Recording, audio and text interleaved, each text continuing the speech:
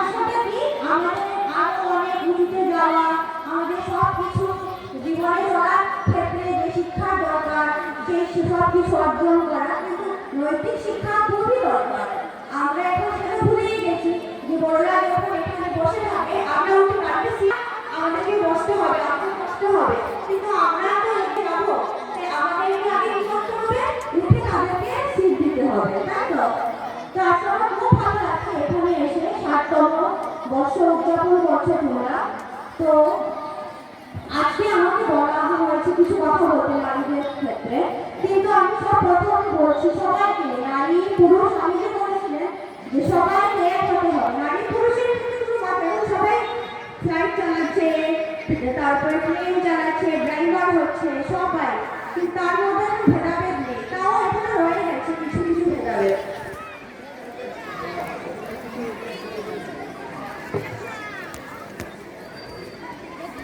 তো বিদ্যা শিক্ষা ক্ষেত্রে আমরা বলি যে নানান জ্ঞান অর্জন, কিন্তু সেই শিক্ষাটা ইচ্ছা শক্তি কথা কিছুক্ষণ আগেই বলা হয়েছে, ইচ্ছা শক্তি, আমরা ইচ্ছা থাকলে যে কোনো কাজ করতে পারি, ইচ্ছা তো নেই। স্বামীজি বলেছেন আমাদের প্রত্যেকের মধ্যেই সেই জিনিসটা আছে, আত্মাটা আছে, ব্রহ্মস্বরূপ, আমরা যে কথা বলছি, খাচ্ছি, সেটা কি হাত নাড়াচ্ছি, সেটা তো ইচ্ছা শক্তি, ইচ্ছা শক্তিকে জাগিয়ে তুলতে হবে। তোমাদের মধ্যে একটা জিনিস দেখছি, তোমরা ডিসিপ্লিন নাও, ডিসিপ্লিন না হলে কি করে জীবনে এগিয়ে যাবে? প্রথমেই আমাদের দরকার নিয়মানুবর্তিতা। তোমরা এদিক সেদিকে ঘুরে বেড়াচ্ছ, এত গুরুজনেরা শিক্ষক বসেরা কথা বলছে, তোমরা কিছুই শুনছো না। যখন তোমরা বড় হবে তখন ওই দিনগুলোর কথা তোমাদের মনে পড়বে। এই আমার সামনে দাঁড়িয়ে আছেন শিক্ষক মহাশয়, উনি তোমাদেরকে প্রথমেই বলছিলেন এই চুপ করো, তোমরা সব কথা মন দিয়ে শোনো, অনেকজন অনেক কথা বলবে, তাদের কোন কথাটা তোমাদের কাজে লাগবে সেটা তোমরা বুঝতে পারবে যখন বড় হবে। তো আমি দেখছি তোমরা খুব মনোযোগ হয় এদিক সেদিক ঘুরে বেড়াচ্ছ, নিজের মন থেকে যদি নিজেকে স্থির না করে এক জায়গায় বসতে পারো, তুমি পূজাটা কত করবে? তাদের তো কথা তোমাদেরকে শুনতে হবে, আগে তাদের কথা তোমরা শোনো। ছাত্ররাও অধ্যয়নের তপস্যা, অধ্যয়নই ছাত্রের তপস্যা। তো তপস্যা করতে গেলে আগে তো মনটাকে স্থির করতে হয়, মনটা যদি স্থির না হয় তুমি কি করে তপস্যা করবে? একটা পড়াতে কনসেন্ট্রেশন করতে গেলে, একটা কিছু শিখতে গেলে, যেমন আমরা এসে শিখছি, প্রয়োজনা শিখছি, সেটা শিখতে গেলে তো কনসেন্ট্রেশন যায়, তোমরা সেটা কিছু করছো না, এখন চুপচাপ গন্ডগোল করছো, চুপচাপ করে বসে সবার কথা শোনো, ঠিক আছে? কিছুক্ষণ বাদে মহারাজ তোমাদেরকে কিছু কথা বলবেন, তার আগে আমি কিছু স্ত্রী শিক্ষার উপরে আমাকে মহারাজ কিছু বলতে বলেছিলেন, বলছিলেন যে আমাদের দেশে মেয়েদেরকে শিক্ষা দিতে হবে, সেটা স্বামীজি বলেছিলেন। স্বামীজি বলেছেন আরেকটা কথা বলি, স্বামীজি বলেছেন ভারতের সমাজ আমার শিশু সমাজ, যৌবনের উপর বার্ধক্যের বারাণসী, সীতা সাবিত্রী দময়ন্তী তারা আমার উপাস্য দেবতার শঙ্কর। তো আমাদের স্বামীজি বলেছিলেন যে দেশে মেয়েদের কেউ সম্মান দিতে পারে না, সেই দেশ কশ্মিন কারো গড়ে হতে পারবে না। দেখো স্বামীজি বারবার দেখিয়ে দিয়ে গেছেন যে আমাদের মেয়েদেরকে কত উঠতে হবে, ওঠো যাবো, লক্ষ্যে পৌঁছে না পর্যন্ত তুমি স্থির থাকো না। কিন্তু আগে কি হলো, আগে কি হতো, আমাদের সবাই মেয়েদেরকে সব সময় পিছিয়ে থাকতে হতো, আমরা একটা ঘন্টা দিয়ে ঘর থেকে বেরোতে হবে। এখন কোথায়, এখন আমরা দাঁড়িয়ে বলছি সবার সামনে এক হয়ে কাঁধে কাঁধ মিলে ছেলেদের থেকে আমরা মেয়েরা এগিয়ে গেছি। তাই কম্পিটিশনের যুগ নয়, আর আমাদের বসে কিছু করবে না, আমরা ছেলেদের মতো পায়ে পা মিলিয়ে আমরা এগোতে পারবো। আর এখন মেয়েরা আইএএস এসিএস সব হচ্ছে, তো ছেলেরা আর মেয়েদের মধ্যে তফাৎটা কিছু না।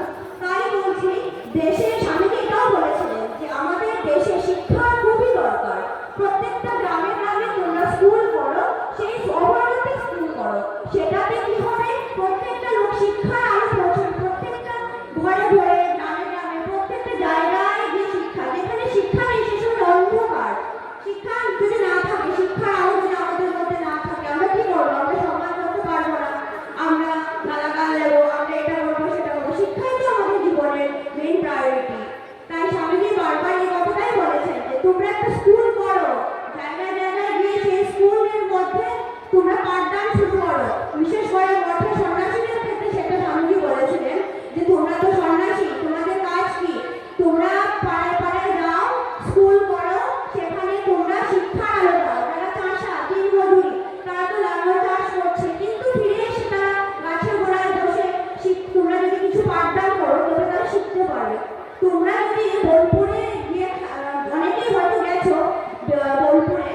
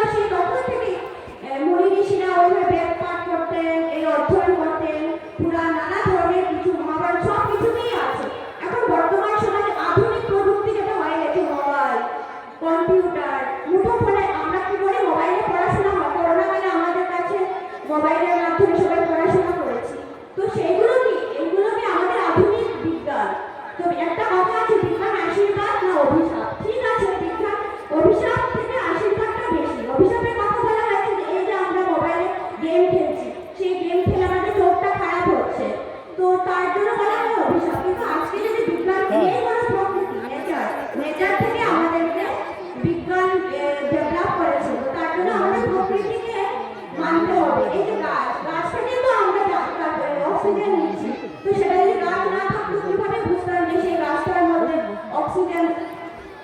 অক্সিজেন পাওয়া যায়। সেইভাবে আমাদের প্রত্যেকটা দিন প্রত্যেকটা দিন সফটওয়্যারগুলো তোমরা যে মোবাইলে গেম খেলো সেই গেমের মধ্যে দেখা যায় আপডেট হচ্ছে, মানে প্রত্যেকটা দিন আমাদের জীবন আপডেট হচ্ছে, অগ্রসর হচ্ছে। তোমরা ক্লাস 1 এ এসে পরিবার এখানে আছে, পরিবার ছেলে এখানে জীবনে যাবে। এই কিছুক্ষণ আগে ওখানে অফিসাররা বলে গেছে মানে আমার দিকে থেকে বাড়ি যেতে গুরুত্ব আছে। যেটা 15 মিনিট আমরা লাগে। যখন আমার তো স্ট্রিম আছে আপনি স্কুলের ছাত্র ছিলেন নাকি? তো সেখানে আমি না, আমার বাবার বাড়ি আমাকে সাহায্য করে অনেকটা জিনিস, সব ম্যাথসে আমাকে সাহায্য করে। তোমাদেরকে 9 10টা ভালো মনোযোগ দিয়ে পড়তে হবে, পড়াশোনা করে তারপরে তুমি বড় হয়ে বিয়ে হয়েছে। মানে পশ্চিম মেদিনীপুরে বিয়ে হয়েছে, জেলাটা অন্য। তখন তোমরা দেখতে পাবে যে ছোটবেলায় মেয়েদের জীবনটা তো দুটো পরিবারের মাঝখানে সব থাকে। কিছুতেই আসছে, কিন্তু ছোটবেলায় আমারও তো একটা বাচ্চা আছে, তাই বাচ্চার সামনে আসতে আমাদের দেরি হয়। ইংলিশ গ্রামারে আছে, না, নাম সে কাজ তো দেখতে লাগে। ছোটবেলা থেকেই আমাদেরকে করে আমি সকাল 6:30 রওনা দিয়েছিলাম যে হয়তো 3 ঘন্টায় পৌঁছে যাবো, কিন্তু রাস্তায় এত যে এটা হলো, ফগও ছিল, তারপরে ট্রাফিক ছিল, যে আস্তে আস্তে একটু লেগে গেল। 10:30 হয়ে গেল। আমার তো ছোট বাচ্চা দুজন আছে, একদম 5 এ উঠছে বলছে, আর মেয়েটা খুবই ছোট, 2 বছর। বাচ্চারা দুটো বাচ্চা সন্তান। ছেলে একজন। আমার ছেলেটাকে একটু ভালো পড়াশোনা করার পরিকল্পনা আছে, কিন্তু এমন একটা জায়গায় আছি, এবারে ছেলেটা থেকে সেটি নিতে দিতে পারছি না। একটু আপনার ফোন নাম্বারটা দিবেন? নেবেন তো, নেবেন। আলাপ করি না, বলে দেখা করে আপনার সঙ্গে যদি আলাপ করবেন। নিশ্চয়ই। এবার আসতেই হবে, সবার সঙ্গে আলাপ পরিচয় থাকলে খুব সুবিধা। বাচ্চারা একদম স্তব্ধ শুনছে আর দিদিকে।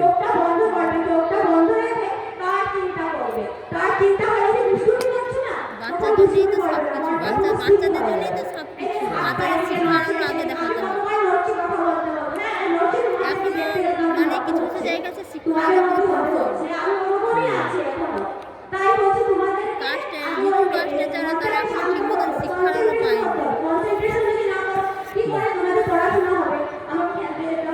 তারা চায় সবাইকে এখন যেন শিক্ষার আলো পায়, সেই দিকে করতে হয়। সত্যি তো।